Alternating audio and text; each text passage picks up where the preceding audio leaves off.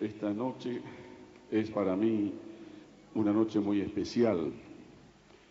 Hace 35 años yo estuve aquí, han pasado varios años y hoy vuelvo a tener esa gran satisfacción de encontrarme con tantos amigos.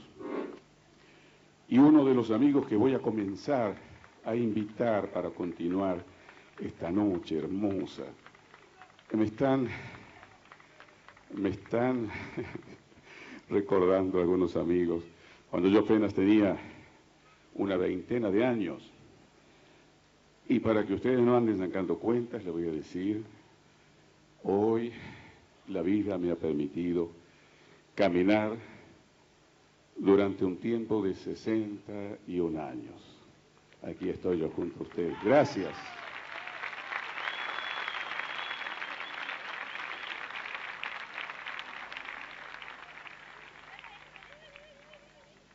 Quiero invitar para tocar con un compañero acordeón y bandoneón. Invito a quien ustedes conocen, gran bandoneonista que yo quiero mucho, Julio Lorman. Vamos a tocar el chamamé que se llama Villanueva, de don Ernesto Montiel.